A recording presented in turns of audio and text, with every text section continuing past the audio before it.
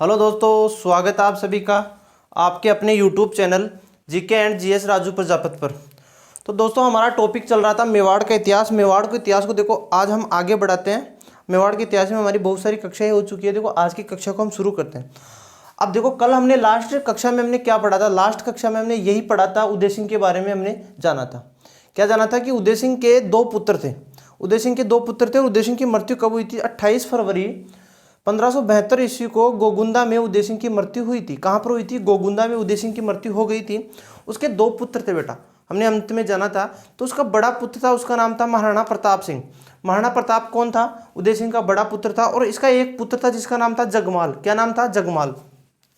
देखो जी, जो गोगुंदा में इसकी मृत्यु हुई 1572 ईस्वी में, उस समय इसका जो दाग संस्कार हो रहा था, तो मेवाड़ में मैंने आपको कल बताया था कि मेवाड़ में एक प्रथा चलती है जिसका नाम है, उस प्रथा को बोलते हैं कि जो भी आगे उत्तराधिकारी बनेगा, यानी कि महाराणा या शासक की मृत्यु के बाद में जो भी वहां का उत्तराधिकारी बनेगा, वो उस पिता के दाग संस्कार में शामिल नहीं होता था। अब देखो, वैसे तो प्रताप कौन था? उदय सिंह का बड़ा पुत्र, ज्येष्ठ पुत्र महाराणा प्रताप था। वैसे तो इस दाग संस्कार में शामिल कौन नहीं होता? महाराणा प्रताप शामिल नहीं होता। लेकिन बेटा, उदय सिंह की एक रानी थी जिसका नाम था भटियाणी रानी धीरबाई। क्या नाम था? भटियाणी रानी धीरबाई। उसके एक पुत्र था जिसका नाम था जगमाल। और भटियाणी रानी धीरबाई का प्रभाव किस पर था? उदय सिंह पर प्रभाव था। तो भटियाणी रानी धीरबाई के प्रभाव से उदय सिंह ने महाराणा किसको घोषित कर दिया? जगमाल को घोषित कर दिया। तो दाग संस्कार में जगमाल शामिल नहीं हुआ था। फिर वहां पर जो सरदार थे उनमें यह बात फैली और गोगुंदा में पहली बार महाराणा प्रताप का राज्याभिषेक कर दिया गया था। ठीक है, सरदारों के सहयोग से।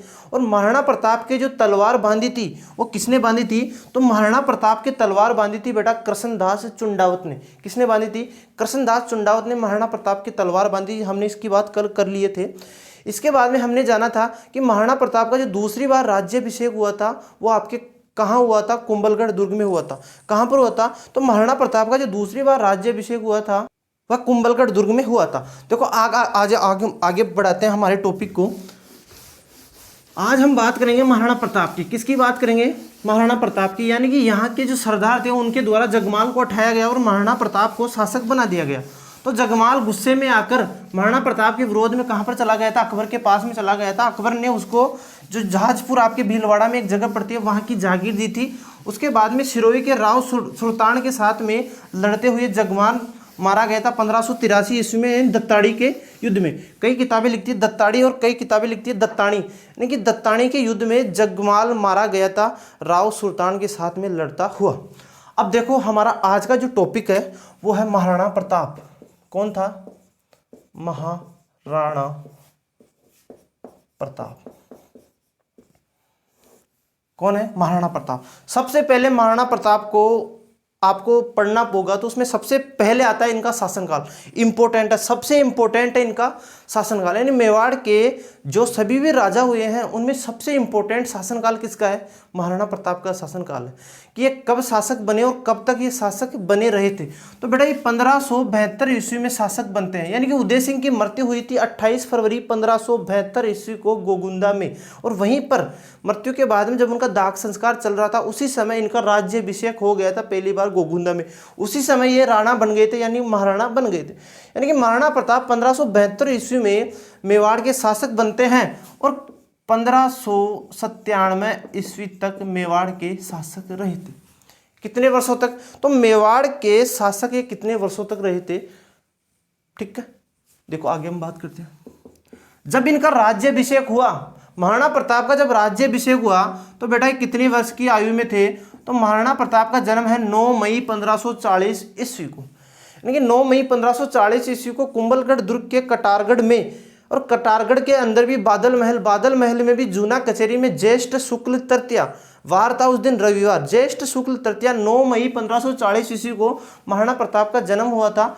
और उसके बाद में ये 1572 ईस्वी को शासक बने। यानी कि 32 वर्ष की आयु में यह शासक बने थे। ध्यान रह जाएगा। तो महाराणा प्रताप की एक एक बात इंपॉर्टेंट है, एक एक बात पूछी गई है। कितने वर्षों तक इन्होंने शासन किया? तो इन्होंने शासन किया है बेटा 25 वर्षों तक। कितने वर्षों तक शासन किया? 25 वर्षों तक शासन किया। इनके जन्म की हम बात करें तो इनका जन्म हुआ था 9 मई 1540 ईस्वी को महाराणा प्रताप का जन्म हुआ था। कहां पर हुआ था? तो आपको मुख्य रूप से ध्यान रखना है कुंभलगढ़ दुर्ग में। कुंभलगढ़ दुर्ग में। यदि आपसे डीपली पूछ ले कि कुंभलगढ़ दुर्ग में भी किस जगह हुआ था, तो बेटा एक जगह आती है इसमें कटारगढ़, कटारगढ़ दुर्ग। कुंभलगढ़ दुर्ग के अंदर एक दुर्ग बना हुआ है जिसका नाम है कटारगढ़ दुर्ग, और इस कटारगढ़ दुर्ग के अंदर भी एक जगह है जिसका नाम है बादल महल। क्या नाम है? बादल महल।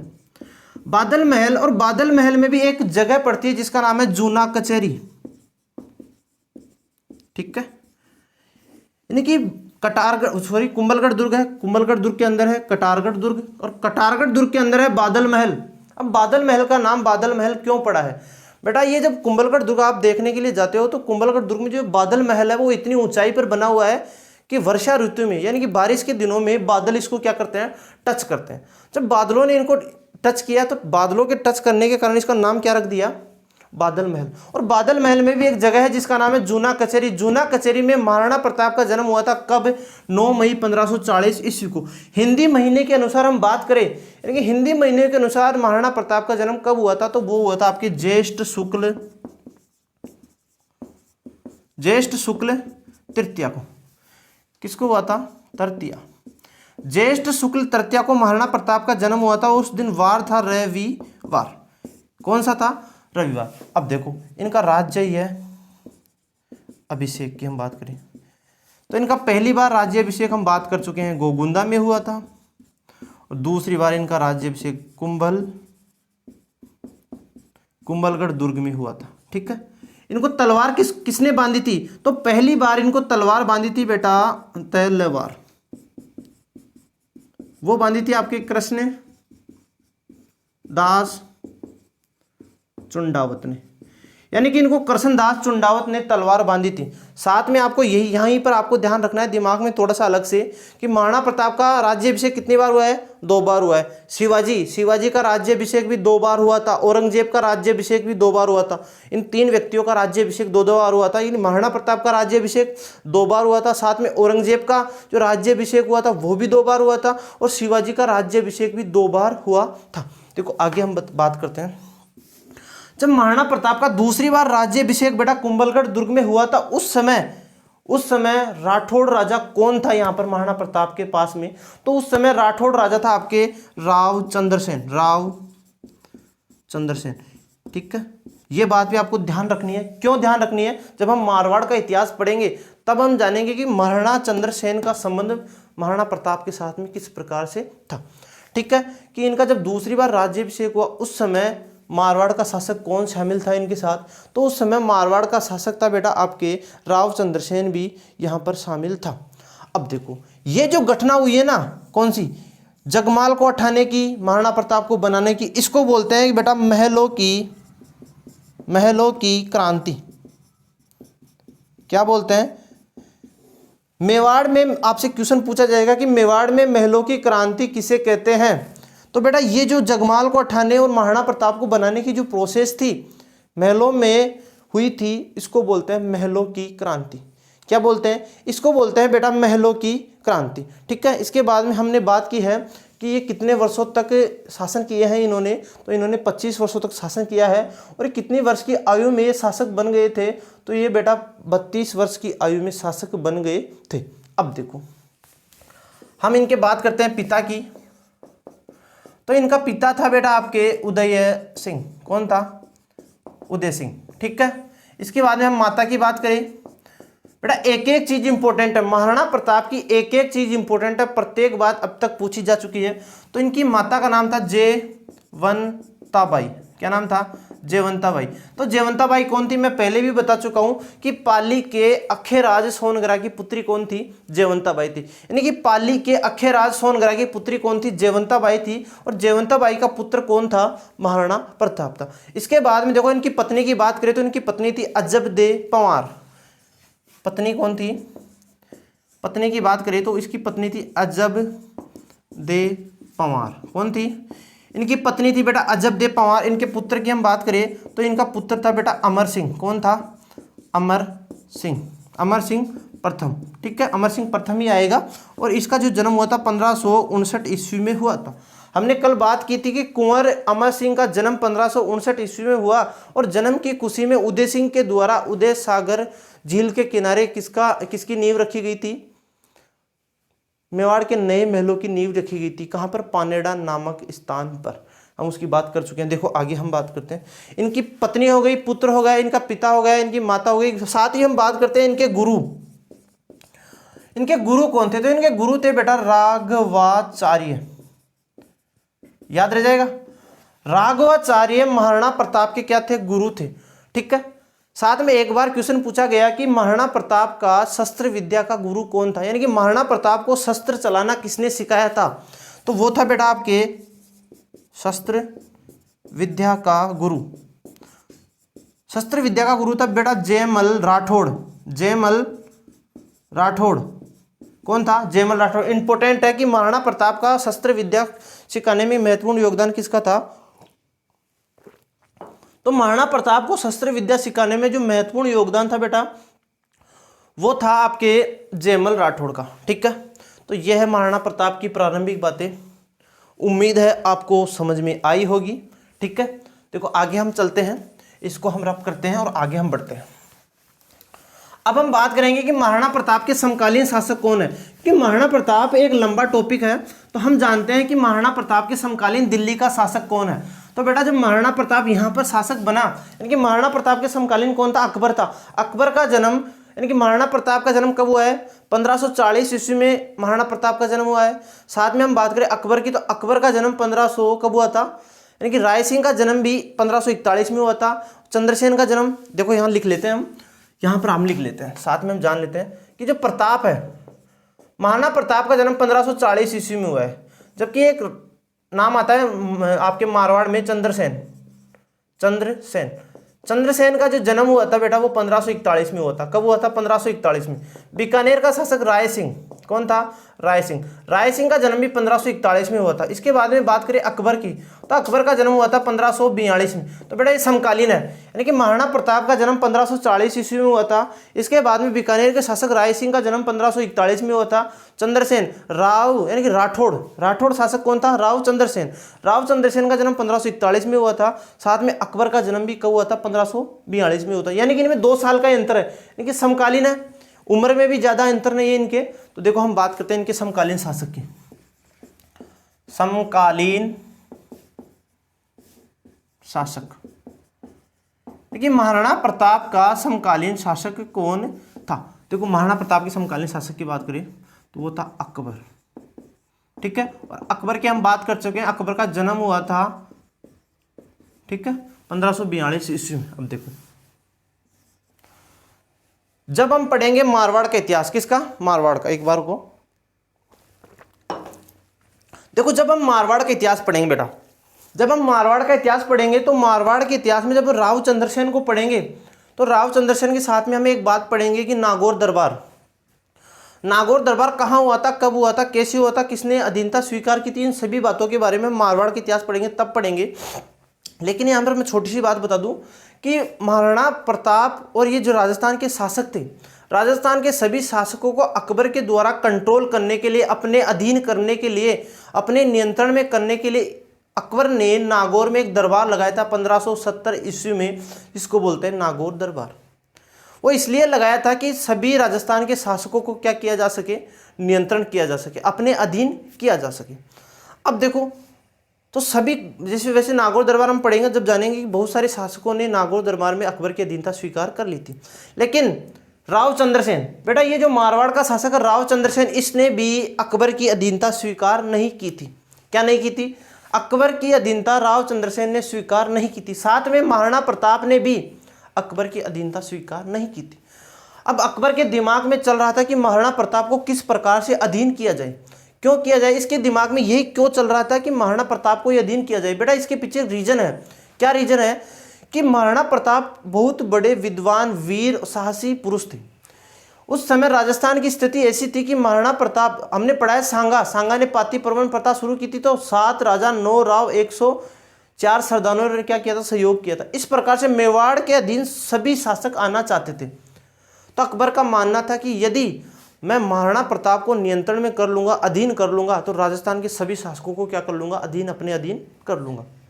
तो इसका मुख्य जो टारगेट था, मुख्य जो उद्देश्य था, वो था महाराणा प्रताप को अधीन करना। क्या था? महाराणा प्रताप को अधीन करना। अब देखो महाराणा प्रताप को अधीन करने के लिए अकबर ने बेटा अपने जीवन में 4+4 यानी कि अपने जीवन के 8 अभियान किसके विरोध में भेजता है?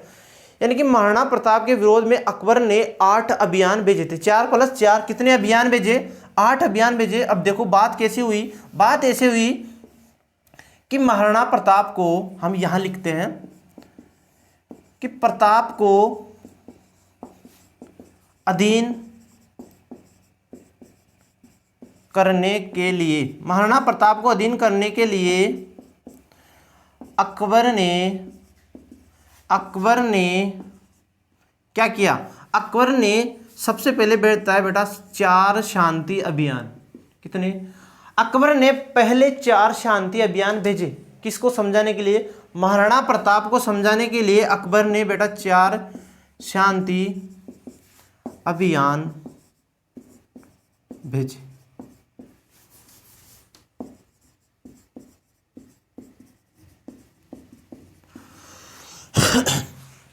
कि महाराणा प्रताप को समझाने के लिए अकबर ने कितने अभियान भेजे हैं? 4 शांति अभियान भेजे हैं। इंपॉर्टेंट चारों ही अभियानों में जो जो व्यक्ति आए हैं उनका आपको ध्यान रखना है। ठीक है, देखो बेटा एक आता है जय मो भय टो, यानी कि जलाल खा। पहले अभियान के रूप में आया था बेटा जलाल खा, फिर आया था मान सिंह, मैं याद करवा दूंगा वैसे किसे याद होगा, मान सिंह, भगवंत दास और फिर आया था टोडरमल। क्या आया था? टोडरमल। अब देखो याद कैसे करेंगे? ये 3 तो बेटा एक सन में आएंगे। जय आप याद रख सकते हो, जय मैं, देखो आप सही लिख दूं मैं थोड़ा सा, आप याद रख सकते हो बेटा जय, फिर याद रख सकते हो मैं, फिर याद रख सकते हो भय, फिर याद रख सकते हो टो। जम मैं भट्टो, जम्मो भट्टो। आप मुझे तो इसी प्रकार से याद है, जम मैं भट्टो, यानी कि जलाल खां, मान सिंह, भगवंत दास और टोडरमल। बेटा ये आया था 1572 ईस्वी में। कब आया था? जैसे ही महाराणा प्रताप शासक बनते अकबर के द्वारा शांति अभियान शुरू कर दिए गए। ठीक है, 1572 में आया था। ये तीनों कब आए थे? 1573 में आए थे। ठीक है, यानी कि 4 अभियान भेजता है। और इसमें जो दूसरा अभियान के रूप में आया था वो आया था मान सिंह, यानी कि आमेर का शासक कौन था? मान सिंह। आमेर का राजा कौन बनेगा आगे चलकर? मान सिंह बनेगा। तो मान सिंह भी महाराणा प्रताप को समझाने के लिए आया था। ठीक है, अकबर के दूसरे शांति अभियान में महाराणा प्रताप को समझाने के लिए कौन आया था? मान सिंह आया था। हमने कछुआ वंश पढ़ा था, तब पढ़ा था।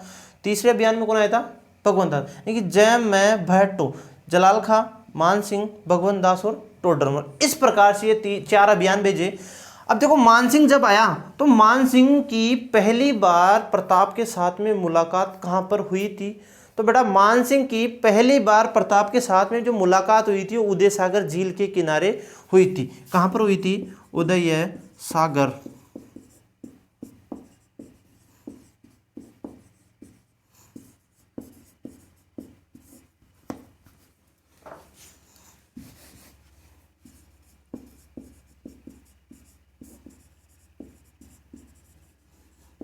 ठीक है, अब देखो 4 शांति अभियान आ गए, लेकिन प्रताप ने क्या नहीं की? अकबर की क्या नहीं की? अधीनता स्वीकार नहीं की। अकबर की, महाराणा प्रताप ने अकबर की किसी भी प्रकार से अधीनता स्वीकार नहीं की। ठीक है, अब देखो आगे बात करें कि महाराणा प्रताप जब शासक बना तो महाराणा प्रताप के पास में क्या क्या था? मेवाड़ में क्या क्या मिला था उसको साम्राज्य के रूप में? तो बेटा उसको 2 ही जगह मिली थी। एक तो मिला था आपकी कुंभलगढ़ दुर्ग, एक तो उसको मिलता है कुंभलगढ़ दुर्ग, साथ में मिलता है उसको आधा मेवाड़।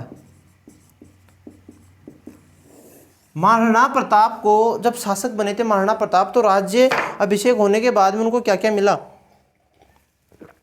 तो राज्य अभिषेक होने के बाद में उनको साम्राज्य के रूप में एक तो मिला था आपके कुंभलगढ़ दुर्ग, साथ में उसको आधा मेवाड़ मिला था।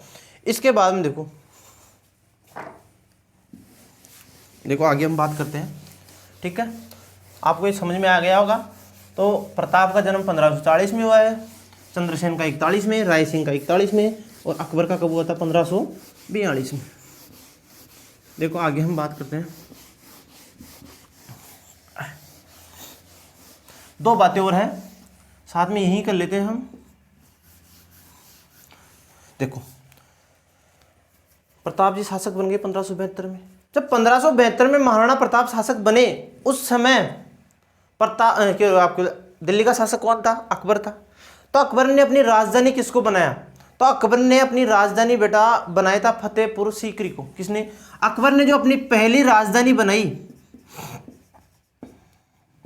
अकबर ने अपनी जो पहली राजधानी बनाई थी वो बनाई थी फतेहपुर सीकरी को। सीकरी, ठीक है। यानी कि अकबर ने 1571 ईस्वी में, 1572 में तो वो शासक बन जाएंगे महाराणा प्रताप, कि अकबर ने 1571 ईस्वी में फतेहपुर सीकरी को क्या बनाई बेटा? राजधानी बनाई। इसके बाद में देखो अकबर का सबसे अंतिम अभियान कौन आएगा? 1584 का जगन्नाथ कछुआ को भेजेगा अकबर। अब पढ़ेंगे आठों के आठों अभियान पढ़ेंगे, चार तो हम पढ़ चुके हैं, पांचवा हम पढ़ेंगे, पांचवा इंपोर्टेंट है, छठवां, सातवां और आठवां, आठों पढ़ेंगे। तो अकबर का अंतिम अभियान महाराणा प्रताप के सामने कौन सा आया था? जगन्नाथ कछुआ को भेजा था इसने 1584 ईस्वी में। जब इसको यहाँ पे सफलता नहीं मिली, इसके बाद में अकबर ने अपनी राजधानी चेंज कर ली। कब? 1585 में। 84 के एक साल बाद 1585 में अकबर ने अपनी राजधानी को परिवर्तन किया और अकबर ने अपनी राजधानी किसको बनाया? लाहौर को बनाया बेटा। कब? 1585 में। 1585 में अकबर ने अपनी राजधानी किसको बनाया? अकबर ने अपनी जो राजधानी बनाई थी वो बनाई थी लाहौर को, ठीक है। लाहौर को राजधानी बना दी। ये बातें एक बार आप लिख लेना, ठीक है। अब हम बात करते हैं अकबर का पांचवा अभियान। पांचवें अभियान के रूप में अकबर स्वयं आ गया। स्वयं का मतलब स्वयं आएगा, ठीक है। 1500 कब? हल्दीघाटी युद्ध कब हुआ था? 18 जून या 21 जून 1576 ईस्वी को। यानी कि अकबर स्वयं आ गया। अकबर का जो पांचवा अभियान है, अकबर के पांचवें अभियान के रूप में हम पांचवा लिखते हैं। अकबर के पांचवें अभियान के रूप में अकबर कौन आया था? स्वयं अकबर, ठीक है। स्वयं अकबर आया था कब? 1576 ईस्वी में, ठीक है। इसके बाद देखो छठवां, सातवां और आठवां, एक बार हम आठों के आठों जान लेते हैं। चार तो हमने बात की लिए कि जलाल खां, मान सिंह, भगवंत दास और टोडरमल। जो पहला आया था 1572 ईस्वी में आया था, और आगे वाले तीन आए थे नहीं, मान सिंह, भगवंत दास और टोडरमल, ये आए थे 1573 ईस्वी में। इसके बाद में अकबर स्वयं आएगा बेटा, ठीक है। हल्दीघाटी युद्ध भी होगा, यहाँ पर बहुत सारी बातें होगी, जानेंगे हम। अकबर प्रताप को समझाने के लिए युद्ध के रूप में पांचवा अभियान कौन सा आया था? वो चार तो शांति अभियान थे। ध्यान रखना है कि अकबर के द्वारा कितने शांति अभियान भेजे गए थे, तो चार ही शांति अभियान थे। लेकिन बेटा ये जो चार शांति अभियान आए हैं ना, पांचवा, छठा और सातवां और आठवां, ये बेटा युद्ध के रूप में आए हैं, ये शांति अभियान नहीं थे, ठीक है। अब पांचवें अभियान के रूप में अकबर स्वयं आ गया 1576 ईस्वी में। इसके बाद में देखो इंपॉर्टेंट है, इसके बाद में अकबर ने भेजा था बेटा साहेबाज खां। साहेबाज खां को भेजा था उसने 1578 से 80 के मध्य, ठीक है। इसके बाद में आएगा रहीम जी। कौन सी? अब्दुल रहीम खान खाना। आपने रहीम जी का नाम सुना होगा, उनके दोहे भी सुने होंगे कि रहीमन धागा प्रेम का, वो जो दोहा है ना वो यही है, रहीम जी। रहीम जी का पूरा नाम क्या था? अब्दुल रहीम खान खाना। क्या नाम था? अब्दुल रहीम खान खाना था, जो अकबर के नवरत्नों में शामिल था, जो महाराणा प्रताप को समझाने के लिए अकबर के सातवें अभियान के रूप में आए थे। इसके बाद में बेटा आठवां आएगा जगन्नाथ कछुआ। यह कब आया था? 1584 में आया था, और इससे पहले यह आया था 1580 में। कब आया था?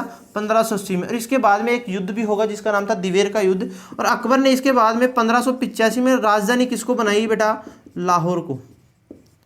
किसको बनाई? अकबर ने इसके बाद में राजधानी बनाई थी, लाहौर को बनाई थी।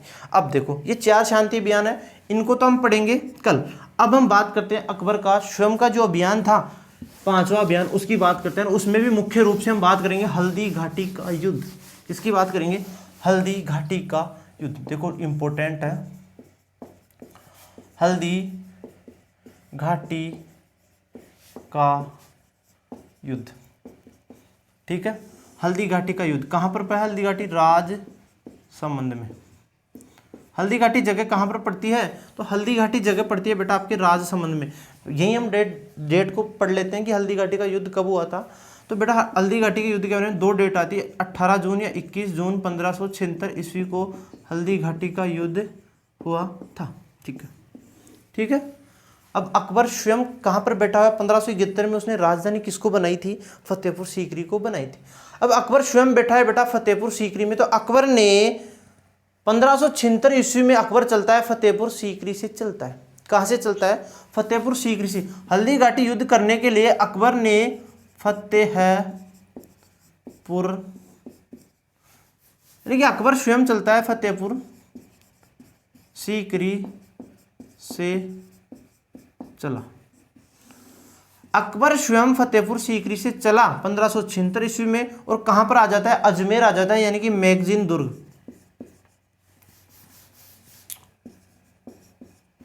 मैगजीन दुर्ग पहुंचा। मैगजीन दुर्ग कहां पर है? आपके अजमेर में है। कहां पर है? अजमेर में। मैगजीन दुर्ग पहुंचा। फतेहपुर सीकरी से अकबर चलता है और कहां पर पहुंचा? मैगजीन दुर्ग, अजमेर में पहुंचा। मैगजीन दुर्ग वही दुर्ग है जिसको अकबर का दौलत खाना बोलते हैं। ध्यान रखना है, क्या बोलते हैं? अकबर का दौलत खाना। ठीक है, अब देखो मैगजीन दुर्ग में कौन आ गया? तो मैगजीन दुर्ग में आ गया बेटा आपके अकबर। अकबर ने हल्दी घाटी युद्ध की अंतिम योजना कहां पर बनाई थी और किस दुर्ग में बनाई थी? तो अकबर ने हल्दी घाटी युद्ध की जो अंतिम योजना बनाई थी वो बेटा आपके मैगजीन दुर्ग में बनाई थी। अंतिम योजना, अकबर ने हल्दी घाटी युद्ध की अंतिम योजना किस दुर्ग में? अंतिम योजना बोल सकते हो, अंतिम नीति बोल सकते हो, रणनीति बोल सकते हो, किस दुर्ग में बनाई थी? तो अकबर ने हल्दी घाटी युद्ध की जो अंतिम योजना बनाई थी वो बनाई थी बेटा आपके मैगजीन दुर्ग में। अब अकबर बहुत ही तेज व्यक्ति था। कैसे था? जब वो फतेहपुर सीकरी से चला तो फतेहपुर सीकरी से अकबर से यह पूछा गया कि इस हल्दी घाटी युद्ध का जो नेतृत्व करेगा, कि सेनापति होगा, मुख्य सेनापति कौन होगा? तो अकबर ने इस बात को फतेहपुर सीकरी में स्पष्ट नहीं किया।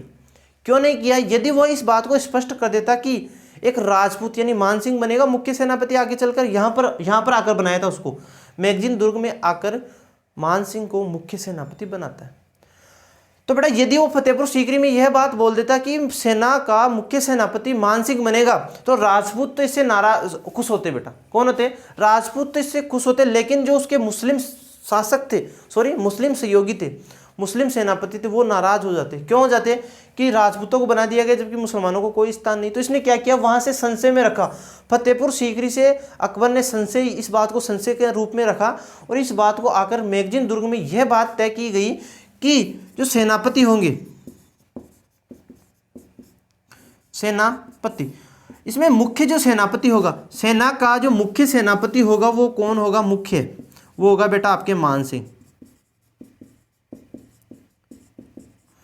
सेना का मुख्य सेनापति किसको बनाया गया? तो सेना का मुख्य सेनापति मानसिंह को बनाया गया, जबकि एक व्यक्ति था मुस्लिम लोगों को खुश करने के लिए, आसफ खां को इसका अन्य सेनापति बनाया गया, जैसे दूसरा नंबर बोल सकते हैं। ठीक है, तो अकबर ने हल्दी घाटी युद्ध का सेनापति, मुख्य सेनापति किसको बनाया? तो अकबर ने हल्दी घाटी युद्ध में अपनी तरफ से जो मुख्य सेनापति बनाया था वो मानसिंह को बनाया था। और किस दुर्ग में आकर बनाया था? तो मैगजीन दुर्ग में बनाया था। और इसका एक सहयोगी कौन था? आसफ खां था। कौन था? आसफ खां। इतनी बात आपको ध्यान रह जाएगी, इसको आप नोट कर लीजिए। आगे हम चलते हैं। देखो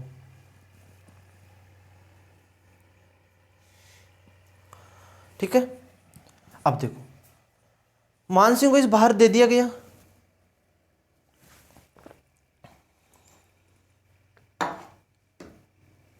ठीक है, अब देखो मानसिंह को मुख्य सेनापति बनाया गया, तो हल्दी घाटी युद्ध का जो मुख्य नेतृत्व करेगा अकबर की ओर से मानसिंह करेगा। तो मानसिंह क्या करता है? मानसिंह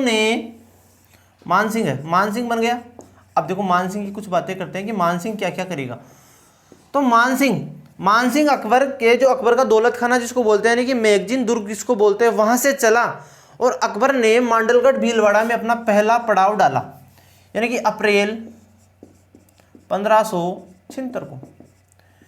अकबर के द्वारा नेतृत्व किसको दे दिया गया? मानसिंह को दे दिया गया। तो मानसिंह ने अपनी सेना ली और मानसिंह मैगजीन दुर्ग से चलता यानी अजमेर से चला और मांडलगढ़ भीलवाड़ा में अपना पहला पड़ाव डाला था। इंपॉर्टेंट है, ध्यान रखना है। यानी कि अपना पहला पड़ाव इसने कहां डाला? इसने अपना पहला पड़ाव मांडलगढ़ भीलवाड़ा। मांडलगढ़ कहाँ पर पड़ता है? तो मांडलगढ़ पड़ता है आपके भीलवाड़ा। यानी कि मान सिंह ने अपना पहला पड़ाव मांडलगढ़ भीलवाड़ा में डाला। कब? अप्रैल 1576 ईस्वी को अपना पहला पड़ाव डाला और बेटा 2 माह तक रुक गया यहाँ पर। कितने माह तक? 2 माह तक रुक गया। तो इसके बाद जब अप्रैल, मई और जून आ जाएगी। ठीक है, यानी कि मान सिंह ने अपना जो पहला पड़ाव डाला था वो कहाँ पर डाला? तो वो आपके मांडलगढ़ भीलवाड़ा में डाला। इसके बाद में ये यहाँ से चला और ये अंतिम रूप से कहाँ पर पहुँच गया? तो खमनोर राजसमंद में पहुँच गया था। कहाँ पर पहुँच गया था?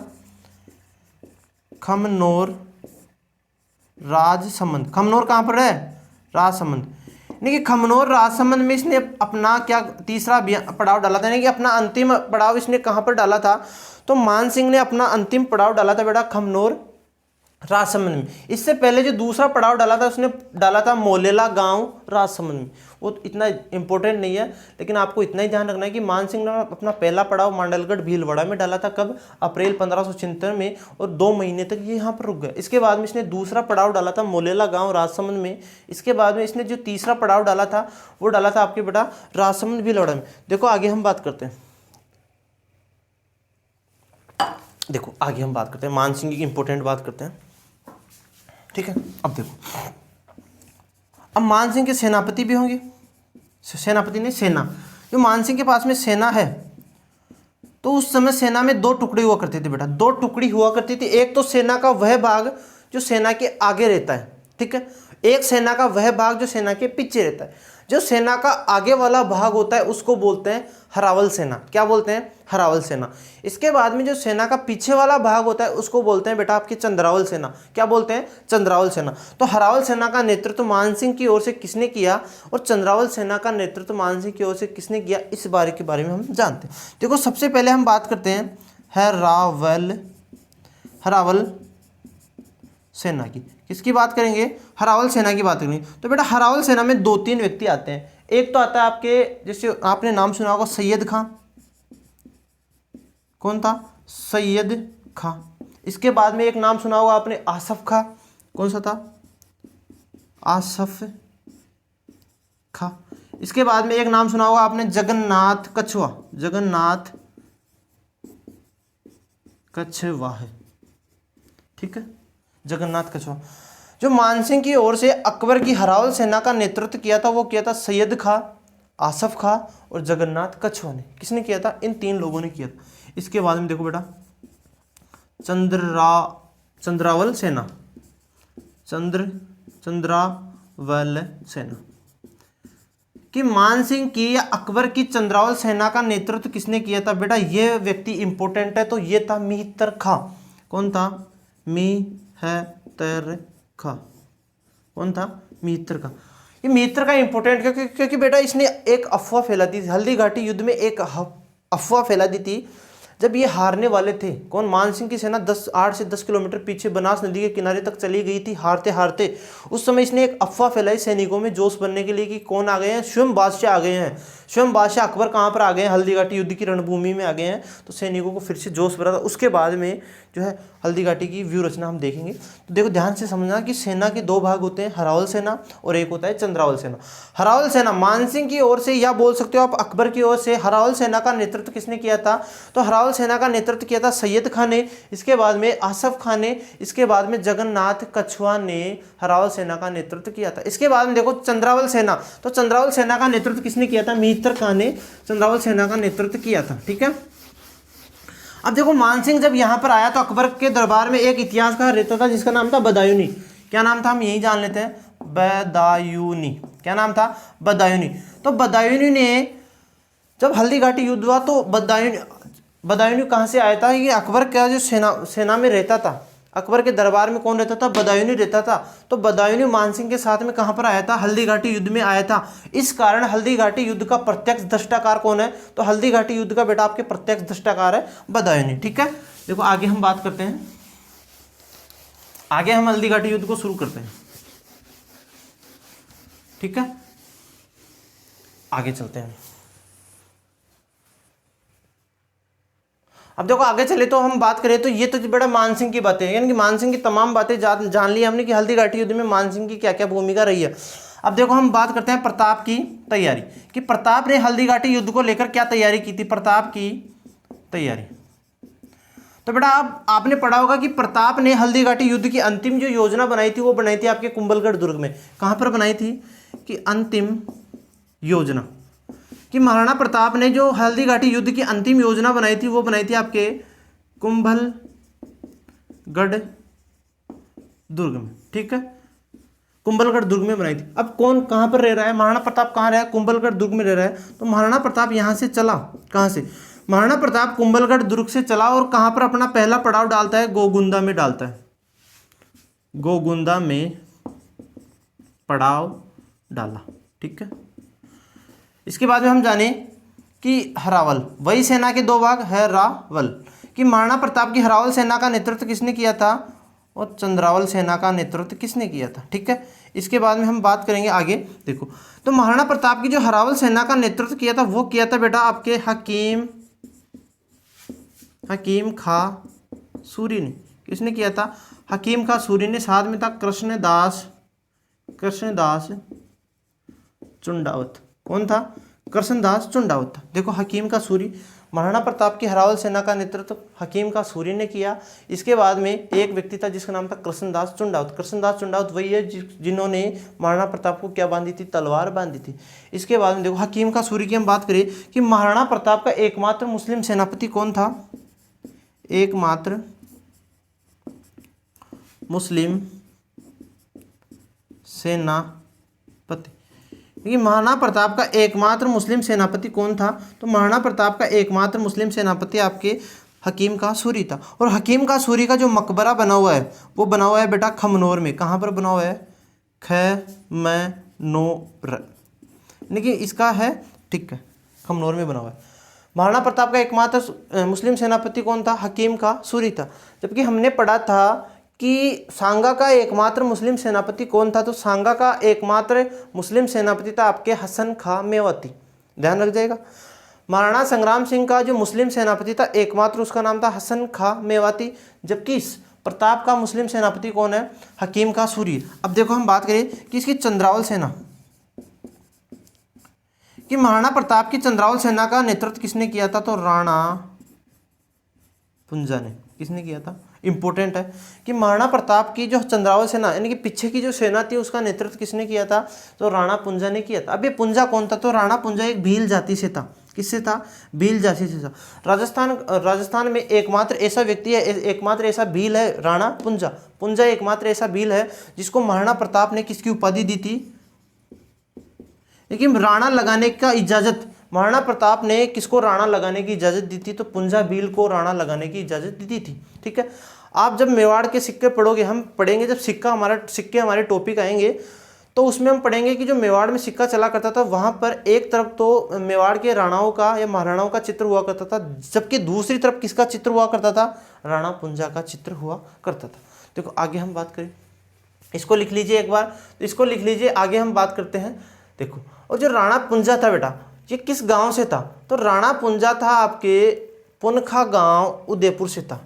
थोड़ा सा ध्यान रख लेना है कि आपके राणा पुंजा कहाँ से था, तो राणा पुंजा पुनखा गांव उदयपुर से था। अब देखो आगे हम बात करें, तो आगे हम बात करें, देखो फटाफट से इसको लिख लो, आगे हम बात कर लेते हैं।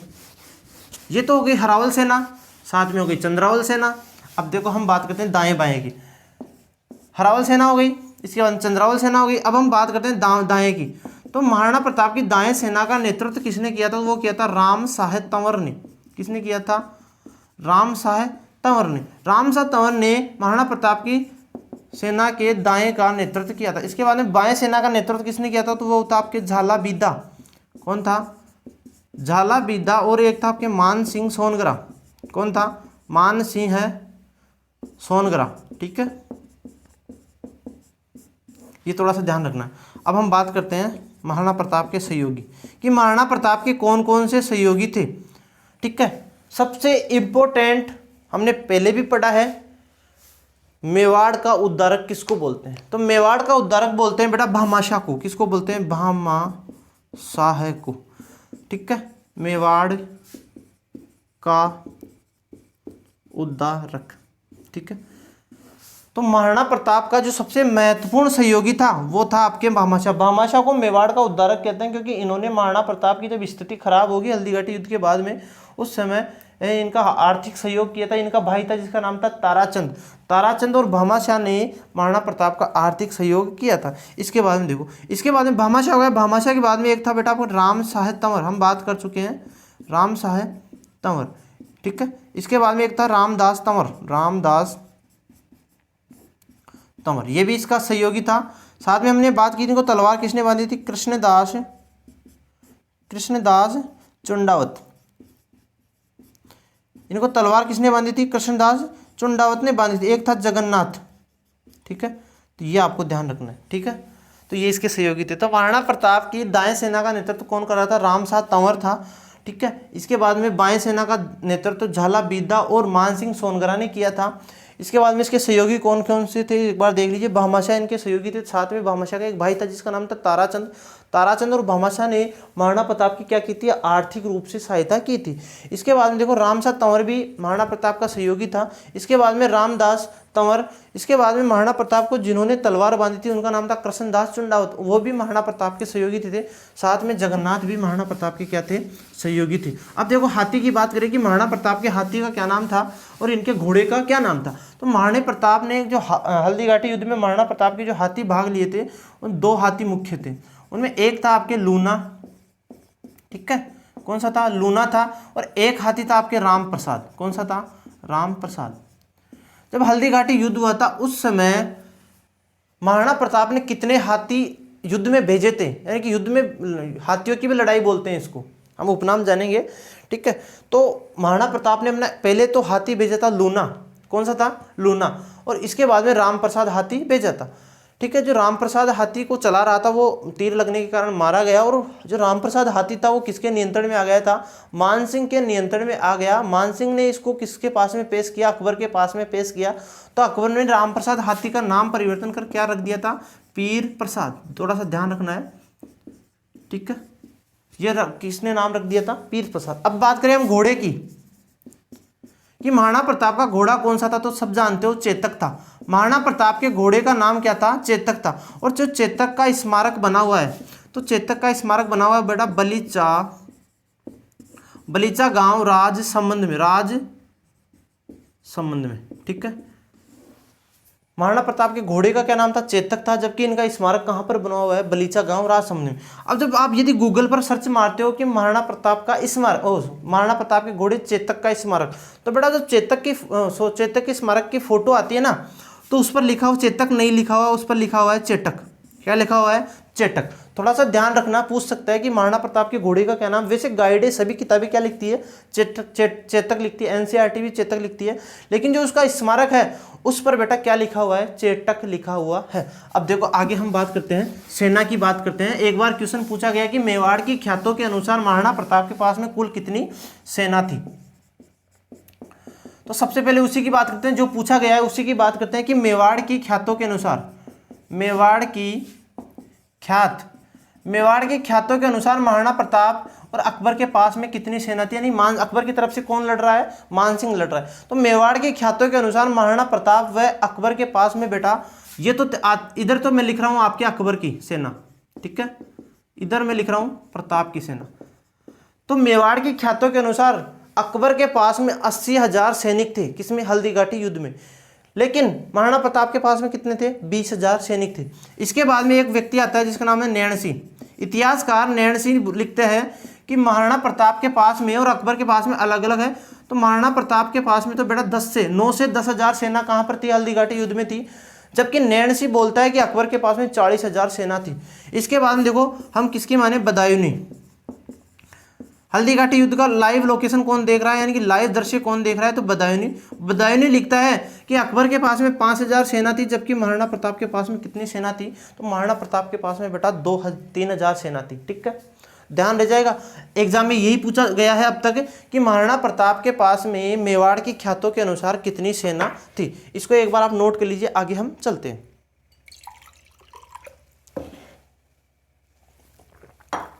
अब हम लड़वाएंगे हल्दीघाटी का युद्ध। किसका युद्ध लड़वाएंगे, हल्दीघाटी का युद्ध लड़वा देते हैं। देखो अंतिम करते हैं इसकी यात्रा को। कब हुआ था, 18 या 21 जून को। कब हुआ था? 18 या 21 जून 1576 ईस्वी को हल्दी घाटी का युद्ध लड़ा गया। अब देखो बात ऐसे हुई, अकबर की तरफ से कौन है? मान सिंह, मुख्य सेनापति मान सिंह है। मान सिंह, ठीक है, मर्दाना हाथी पर बैठा हुआ है। किस पर? मान सिंह के हाथी का क्या नाम था?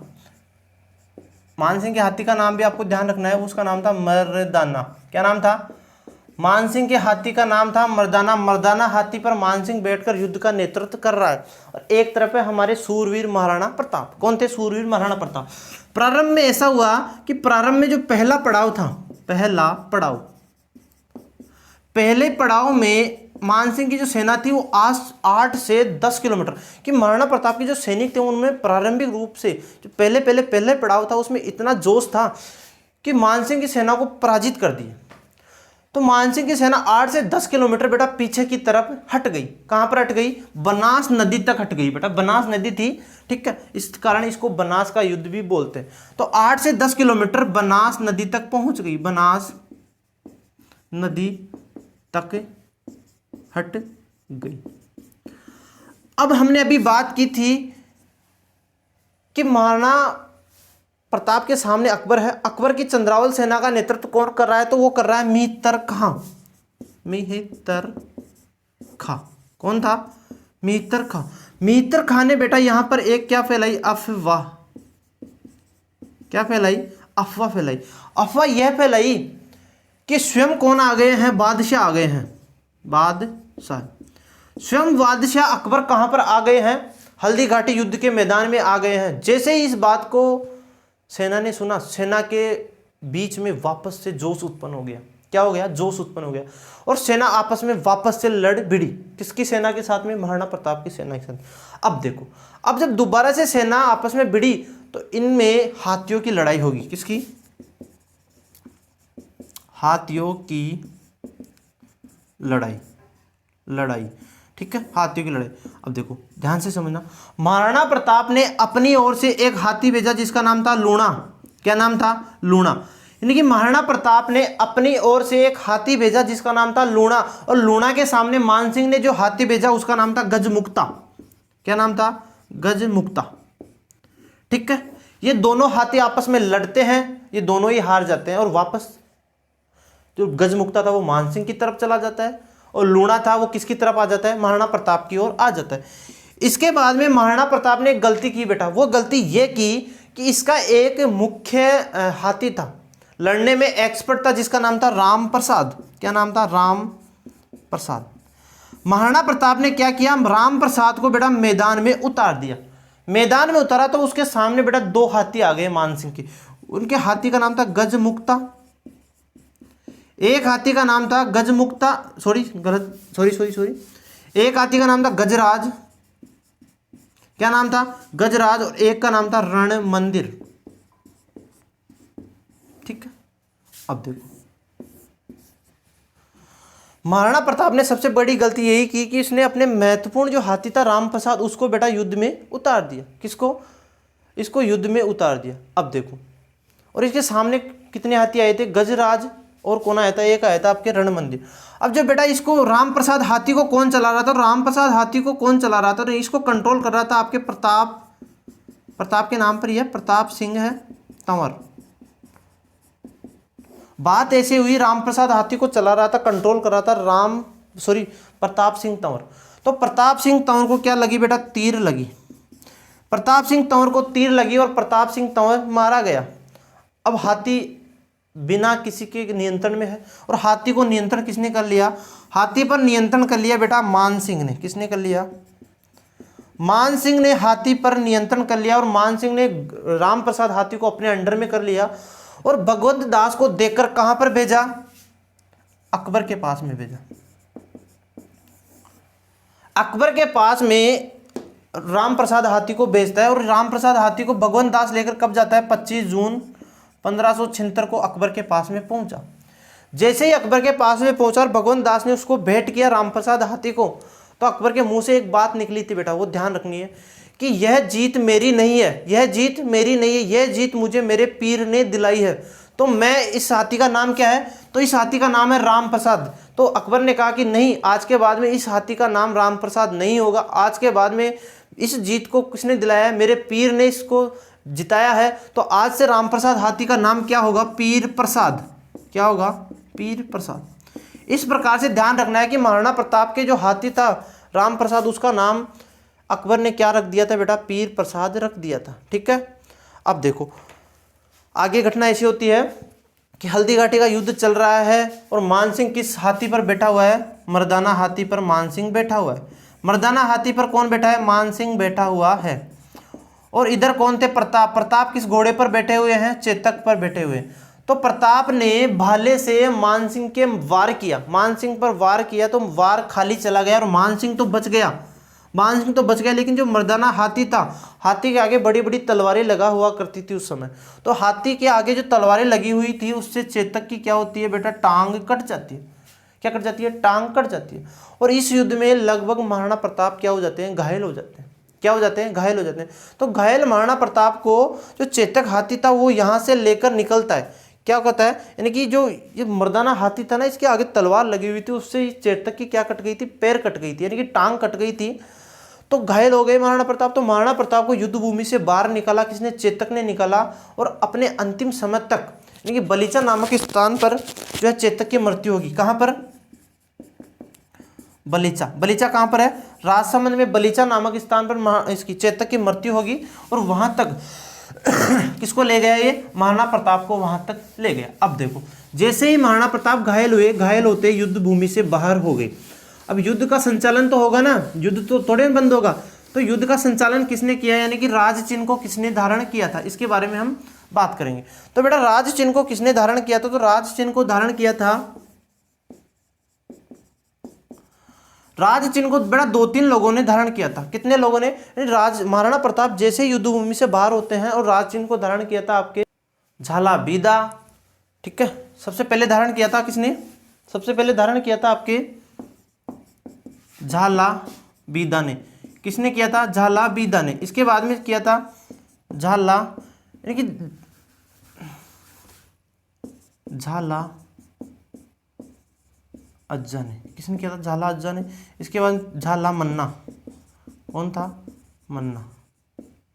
ठीक है, इस प्रकार से महाराणा प्रताप के राज चिन्ह को धारण किया गया। और महाराणा प्रताप कहाँ पर पहुंच गए, कोल्यार गांव पहुंच गए। कोल्यार गांव, कोल्यार गांव कहाँ पड़ता है, उदयपुर में।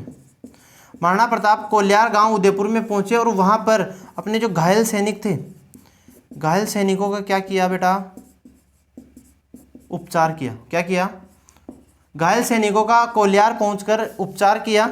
ठीक है, और यहाँ पर इन्होंने अस्थायी राजधानी किसको बनाई, तो अस्थायी राजधानी बेटा यहाँ पर बनाई थी उसने, आवरगढ़ को।